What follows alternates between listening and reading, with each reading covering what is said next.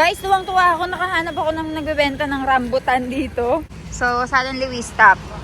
So, ayan. Ang ganda ng, ang ganda ng kulay. Ayun na naman guys. Naghahanap na naman ng kaju si Mami dito sa area na to. Guys, tignan nyo naman si Baby Iwan dito. Kumakain siya ng ice cream. So, ayun nga. Ang isa rin sa mga rason kung bakit namin in-end yung trip namin. Supposedly, dapat 10 days kaming mawawala.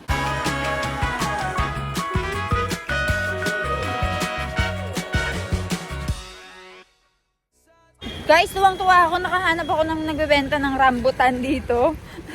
So, Papa is showing us earlier. What is that red one? That's a fruit. And then I said, it's rambutan. Let's go and buy it. So, suddenly we stop. So, ayan. Ang ganda ng, ang ganda ng kulay. Taste karado. Taste karado. Oma. Pav 100 300 kilo.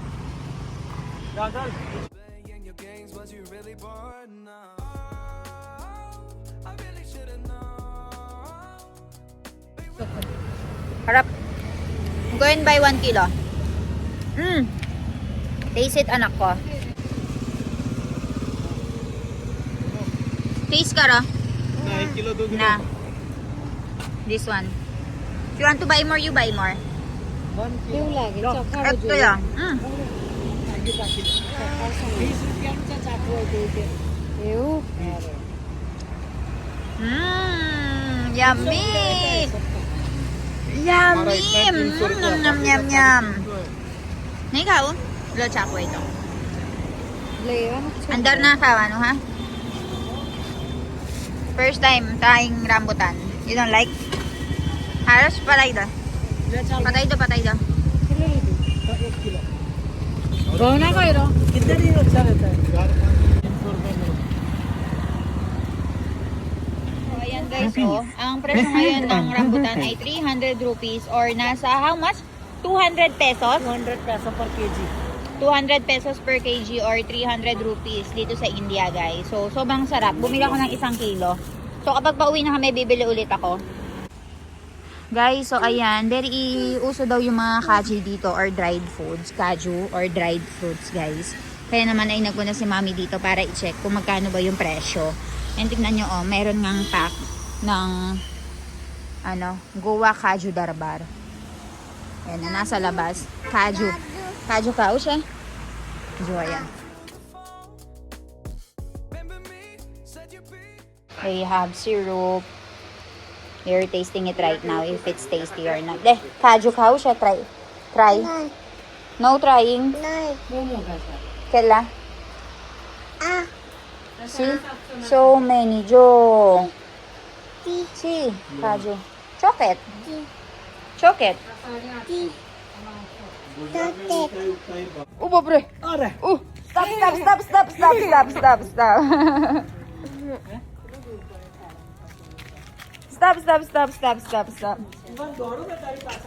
Chalo. Ja. Daddy jere doro.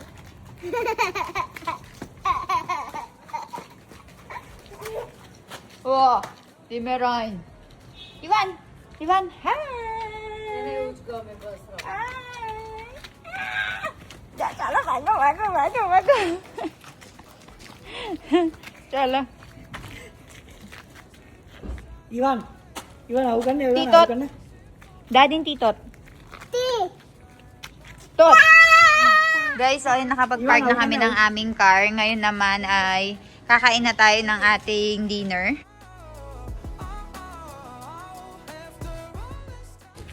Middle of the street. Kaya naman ay meron silang own parking space dito. Uy, very good. Ha? Haro. So, ayan guys. Hey, let's go, Daddy. Let's go. Let's go, Daddy. So, ayun guys. Balitaan ko kayo. Ayun na naman guys. Naghahanap na naman ng kaju si Mami dito sa area na to. Hanap siya. So many place na mapaglilibutan mo. Kaliwan ni Titot. No. Iwan ice cream couch. Ice cream ખાશે આઈસ્ક્રીમ ખાશે So, ayan guys, nandito kami, naglilibot kami. Tinitignan namin yung nightlife nila dito sa may Goa. So, nandito kami ngayon sa may Palolem Beach. So, marami nagtitinda ng mga damit-damit. Parang Boracay lang siya, pero in between ay road. Ganyan siya. Mommy, abra jawai, kay jawano ave? Kawano ave.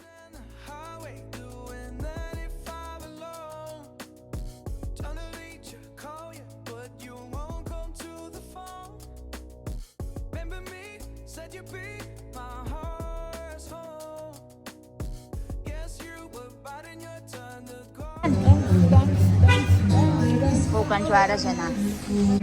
So, ayan guys, dumating na po ang ating order na paneer chili. So, kakain na tayo. Inumpisahan na ni Doc Mila ng pagkain. How was it? Very tasty? Let me try. This is paneer chili. It's hot. No.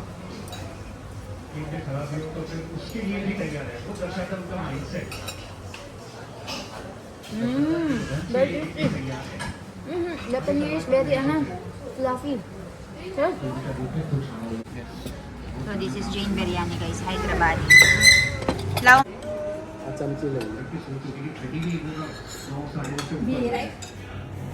Uy! गंदा चक्र था क्यों के हो हैं क्यों भाई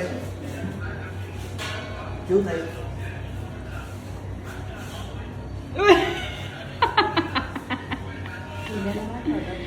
na tingnan nyo naman chay ko tingnan nyo naman ang tingnan nyo naman ang anak ko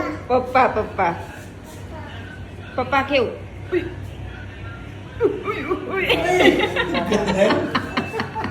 Tawang tuwan dahil. बस ठंडू ना खावा दे साखी तो ला Sarap. पूरा फेंक दीजिए Guys, tignan nyo naman si Baby Iwan dito. Kumakain siya ng ice cream. जबरदस्ती खावा Uy, bopre. स्वाद चाखी जाए Sarap na sarap. आज यार बने Uy, yummy. तुमने लिया था पास खाए ना Tandak. क्यों ठंडे थे Bopre bayro, ha? Aja ka. Dito ka.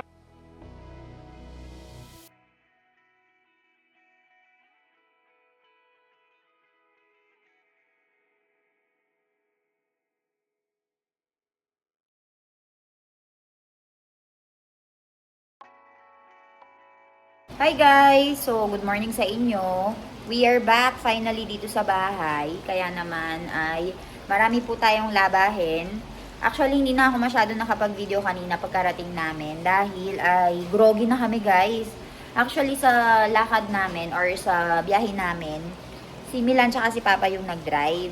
So, medyo hindi sila nakatulog kasi nga nagda-drive, especially si Milan. So, natulog lang muna kami. And kami ni Mommy ay naglaban ng mga damit, nag-ayos ng mga bagahe.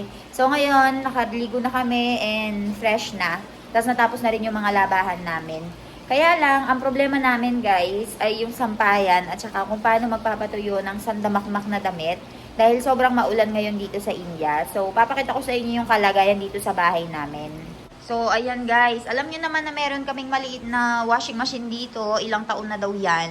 Hindi pa nasisira kaya hindi pa namin pinapalitan. Pero pag nasira na yan, bibili na kami nung yung dry na talaga siya. Hindi mo na kailangang ipatuyo. Pero yan, may dryer naman yan. Washing machine plus dryer. Kaya lang ay, ayun nga, hindi siya masyadong nadadry ng maayos. Kaya, tignan nyo na naman ang bahay namin guys. Si Mami dito ay naglagay na naman po ng ganyan. Ino-open niya yung fan dito para matuyo yung mga damit. And ayan po ang mga damitan namin. Ayan. Sa taas meron ding nakasampay guys. Tingnan nyo naman ang sitwasyon dito.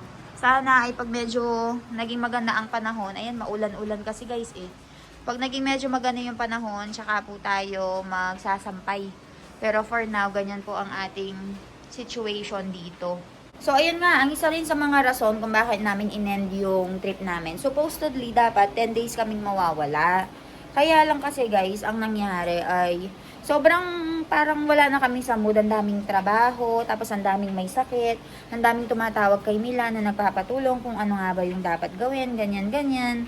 kung sino, parang every time na ano, may nindi-disturb lang ba, ganun. So, si Bianan kung lalaki, may kakol lagi, tawag ng tawag yung mga workers dito sa bukid. So, ang sabi namin ni Mommy, next time na lang kami maglilibot ulit ng bonggang-bongga. After nga na maayos lahat, yung wala na talagang problema. O anyway, nakapaglibot naman kami ng 5 to 7 days. Okay naman yun. And si Milan kasi guys ay kailangan ding pumasok sa work after 2 days. So, para makapagpahinga din siya, di ba, in between. So, ayun, that's why we decided to make the trip little bit shorter. So, ayun.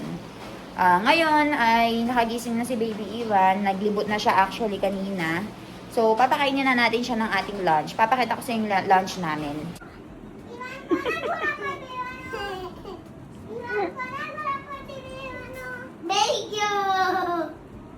Horse. Yeah, tigidig. Yeah, tigidig.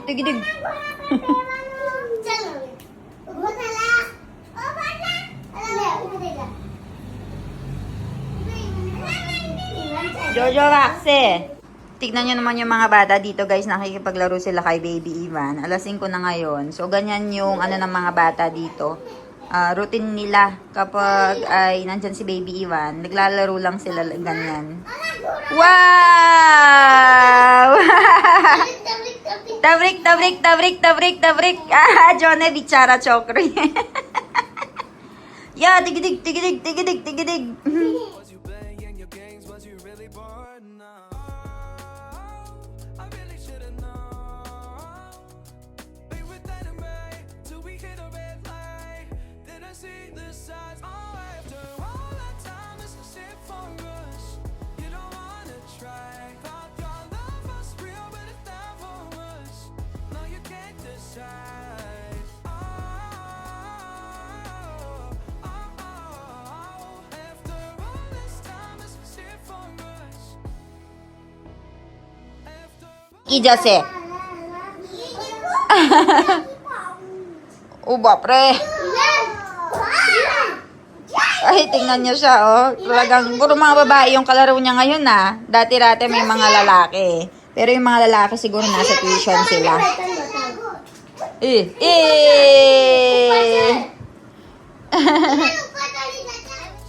you don't wanna try. Thought your love was real, but it never was. No, you can't decide.